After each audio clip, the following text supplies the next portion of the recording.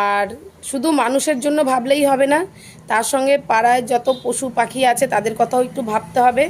তারাও যাতে এই গরমে কষ্ট না পায়, একটু জল পায়, তাদের জন্য ব্যবস্থা করতে হবে। তাই সকলকে বলবো যে তোমাদের বাড়ির সামনে ছোট কন্টেনার পারো, একটু বড় কন্টেনার যদি পারো, একটু পশু পাখির জন্য জল রেখে দিও, যাতে তারাও খেয়ে তাদের একটু তৃষ্ণাটা পিপাসাটা মেটাতে পারে। কারণ প্রত্যেকেরই গরমের মধ্যে জল খুবই দরকার। তো একটু জল রাখলে তারা অন্তত অনেকটাই উপকার হবে। তো সেই কথা ভেবে আমিও একটা মালসা এনেছি, যাতে পশু পাখিরা জল খেতে পারে। কারণ প্রত্যেক গরমে কেন, শীতকালেও আমরা সবসময় বাড়ির সামনে জল রাখার ব্যবস্থা করি। আর প্রত্যেকবারই কেউ না কেউ সেই জলের পাত্রটা ভেঙে দেয়, নয় কেউ নিয়ে চলে যায়। একটা প্লাস্টিকের বালতি ছিল, জল দিচ্ছিলাম, হঠাৎ 3-4 দিন ধরে দেখছি যে বালতিটা নেই, মিসিং। তো হাঁড়ি আনবো করে আর আনা হয়নি। তো অবশেষে একটা হাঁড়ি এনেছি। কুকুর বিড়াল যেই হোক না কেন, যে কোনো পশু জল খাওয়ার জন্য সেই হাঁড়ি এনেছি। আজকে বাজারে গেছিলাম, একটু মনে পড়লো যে না হাঁড়ি আনতে হবে, তাই এনেছি।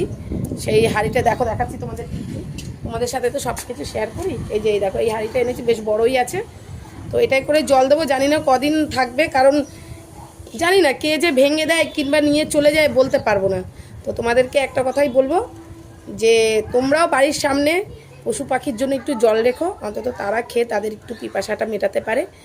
আর এই সমস্ত সামাজিক কাজ খুবই ভালো, করলে বেশ ভালোই লাগে। তাই তোমাদেরকেও বলবো যে আমার তো ভালো লাগে এসব করতে, আর তোমরাও করো অবশ্যই। কারণ পশু পাখির কথা তো মানুষকেই ভাবতে হবে, কারণ অন্য কেউ তার ভাববে না। তো চলো আপাতত জলটা দিয়ে দিই। যেহেতু নতুন হাঁড়ি, তো একটুখানি ভালো করে ধুয়ে নিতে হচ্ছে।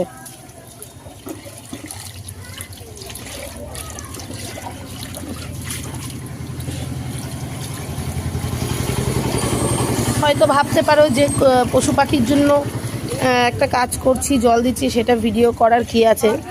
ভিডিও করার একটাই কারণ যে আমার মতন যারা পশু পাখি ভালোবাসো তারা তো জল দেবেই, সে তো আমার জানা কথা। কিন্তু যারা ভালোবাসো না, অনেকেই আছে যারা পশু পাখি ভালোবাসো না, তাদেরকেও বলবো যে তোমরা একটু অন্তত এই মানে এত টেম্পারেচার, মানে 40 ডিগ্রি 38 ডিগ্রি টেম্পারেচারে একটু জল দেবে বাড়ির সামনে, যাতে পশু পাখি খেয়ে একটু বাঁচে।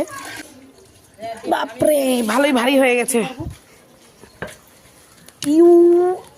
অনেক বড়ই হাঁড়ি দিলাম, জানি না কদিন টিকবে আর কে ফাটিয়ে দেবে। এবারে যে ফাটাবে তার মাথা ফাটিয়ে দেবো, ক্যামেরা লাগাবো বাড়ির সামনে। এই যে দেখো।